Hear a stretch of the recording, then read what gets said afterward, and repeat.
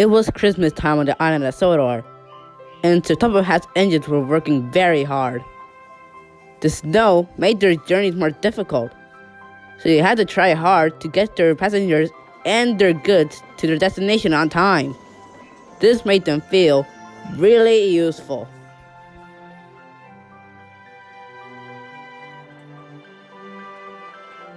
Elizabeth pulled into the fitters yard with Thomas's snowplow. "I don't need that silly old thing," said Thomas. "Stuff and nonsense," said Elizabeth. "You can't be a reliable engine without your snowplow." That made Thomas cross. "I am really reliable. I just don't like my snowplow."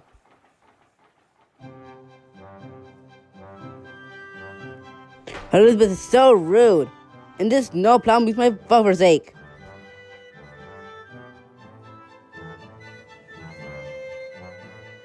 Later, Thomas saw Sir Hat speaking to Elizabeth. The soda cake factory snowed in. Their Christmas cakes must go to the docks before the ship sail. "Let me do the job." "I need you on your branch line. Besides, Elizabeth knows those roads well. She's really reliable." "I'm reliable too," huffed Thomas. "Apparently," said Elizabeth, "not reliable enough." This made Thomas crosser still. The snow was heavy, but Thomas tried hard and made it to the station on time.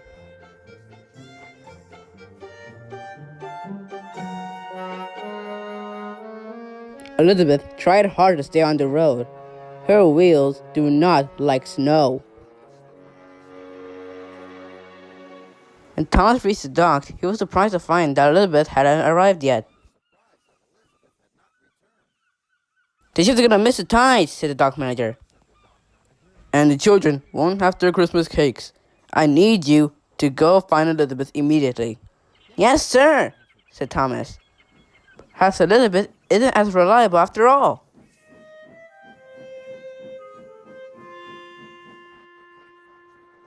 At the cake factory, Elizabeth was stacked high with Christmas cakes. Sir Hat is relying on me, so I must hurry.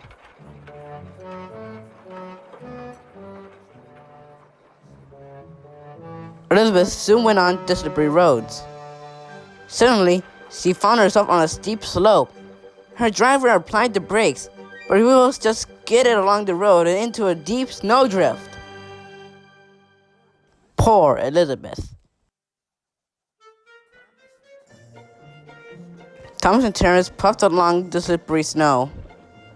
They couldn't find Elizabeth anywhere, and then they saw her driver on the level crossing. "Elizabeth is stuck in the snow," he said to Thomas.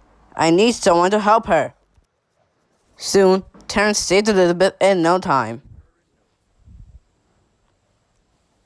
"We have to hurry," said Thomas. "It wasn't your fault, Elizabeth. It was the slippery snow."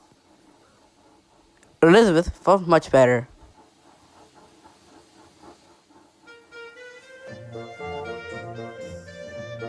Thomas hurried as fast as he could.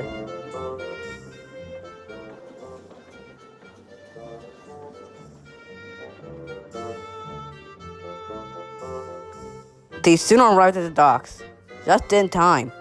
Sir Hat was pleased to see the Christmas cakes and that Elizabeth was safe and well. "We'll have you unloaded immediately." "Now the children will have the Christmas cakes," said Thomas. "Indeed. Well done," said Sir Hat. "Thank you, Thomas," said Elizabeth. "We're both reliable." Thomas could only agree.